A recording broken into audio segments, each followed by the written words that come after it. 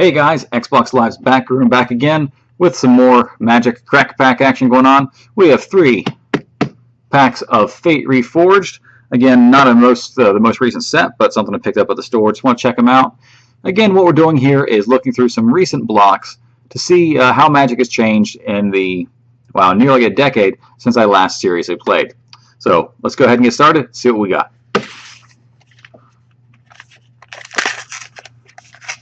Sorry, ma'am. Rip your face off here. Going to take out the outer pack, get an inner pack, match that guy. Right there you go. Do like the little rip tabs on top.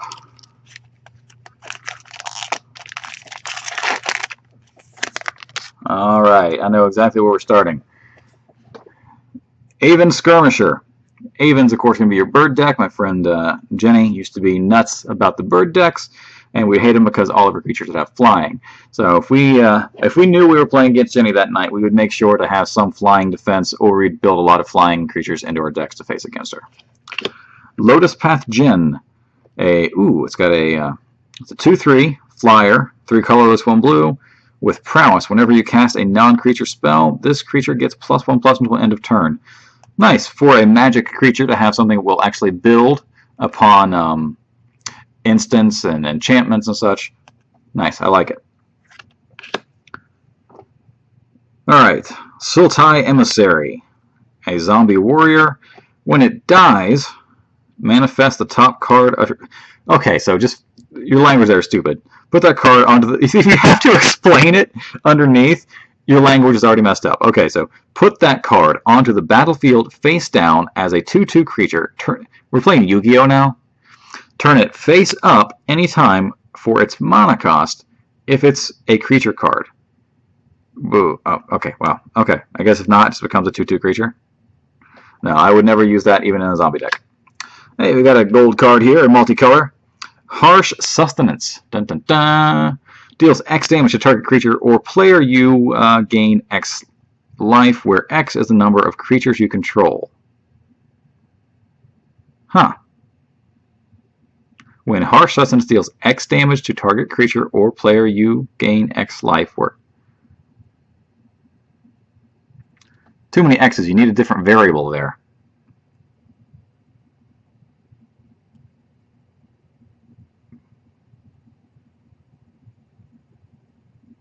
Okay, so basically, yeah. Okay, I get it. If you have 5 creatures, this has 5 damage to your opponent, you gain 5 life. Wow, that is a hard way to explain that. That's just... Bird Soldier. Abzan Sky Captain. More fucking birds. When it dies, bolster. Choose a creature with the least toughness among creatures you control and put 2 1/1s on it. Alright, interesting. They're making some really weird mechanics. It's getting... Okay, Jeskai Runemark. Creature gets +2/+2. Flying as long as you control a red or white permanent. Multicolored deck. Hunt the Weak. +1/+1 counter on target creature you control. That creature then... Target creature you don't control. What? Put a 1/1 counter on target creature you control, then that creature fights target creature you don't control. Each deals damage equal to its power to the other. So it kind of is like a direct attack without having to attack. Okay, so it's a sorcery. I'm sorry, these cards are kind of weird to me now. Put a 1/1 counter on the target creature you control, and that creature deals damage equal to its power to the other creature you don't control. Oh, okay. I could see utility in it, I suppose. You can tell it's been a long time since I've played. I don't understand half this stuff without having to read it a couple times. Alright, another multicolor buff. +1/+1 with Manifest. I don't like it. Delve. Each card you exile from your graveyard while casting this pays for 1 colorless. These are just so dumb. Even in the Megrim deck, I wouldn't use that. Okay, Rage Form. When Rage Form enters the battlefield, it becomes an aura with enchant... no. Okay, at least it's a freaking... Okay, just a plain 2 colorless, 2 green, 4/3 green creature. That part makes sense so far. For a colorless and a green, you may return another creature you control to its owner's hand. If you do, Dimmer Sabertooth gains indestructible until end of turn. Indestructible, again, it's a term. I'm sure I know it under a different name under an older archetype. But hey, who knows with these cards? I have to look this stuff up. Or you can tell me in the comments down below. Okay, Cloud Form. 1 colorless, 2 blue enchantment. When it enters the battlefield, manifest, I don't even care. Mastery of the Unseen. Whenever you put a permanent into control, turn face up. Oh, manifest. I don't even care about the rare because it's manifest. No, I'm not going to read it. But hey, we got a dual land here. But not really. Rugged Highlands enters the battlefield tapped. When it enters the battlefield, you gain 1 life, and it can tap for either. So it comes in a turn late, essentially, for you. And we get a Spirit creature token with the generic back. But so yeah. Okay, tokens are cool. It's better than the advertisements they give in the other packs. Alright, let's zip through this, and hopefully things aren't as confusing now that I've seen some of the terminology. And I will pretty much skip a lot of the manifest cards because it's just a dumb mechanic. Again, I don't want to. If I wanted to play Yu-Gi-Oh, I would have played Yu-Gi-Oh. I mean, trust me, nobody plays Yu-Gi-Oh. Alright, just advertisement card as opposed to a token on that one. Skirmisher, we already got it. Got it. Hooded Assassin. Choose to put a +1/+1 counter on it, or destroy target creature that was dealt damage this turn. Respectable. Ethereal Ambush. I guess this block is going with the multicolored stuff here. Some blocks don't have as many. Manifest. Board. Alright. Absent Advantage. Target player sacrifice an enchantment. Bolster 1. Bolster. Board.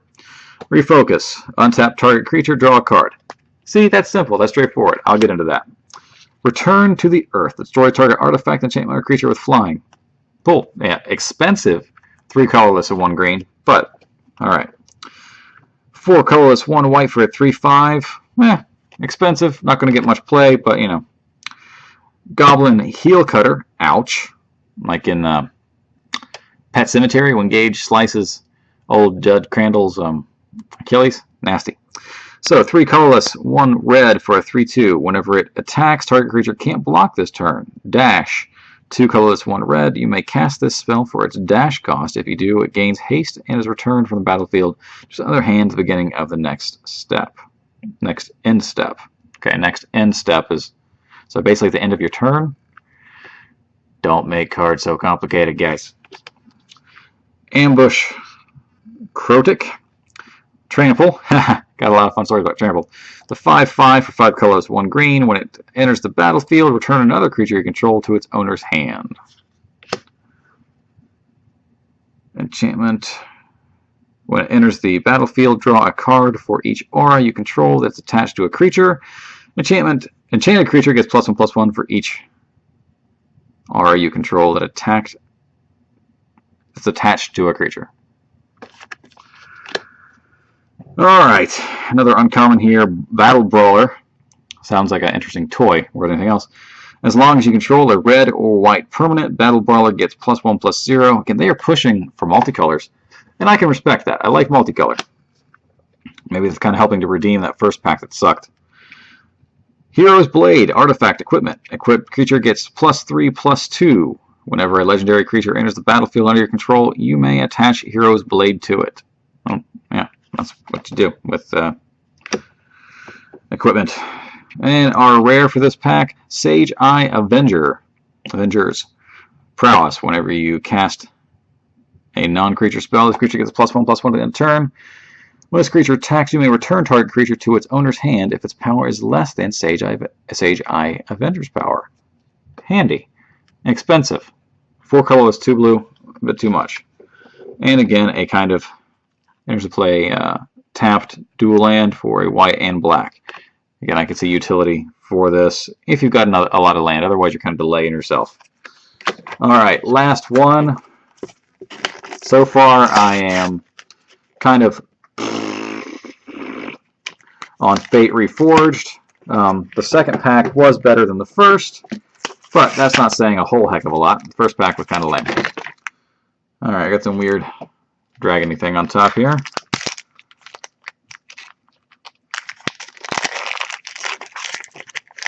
I like that sound though.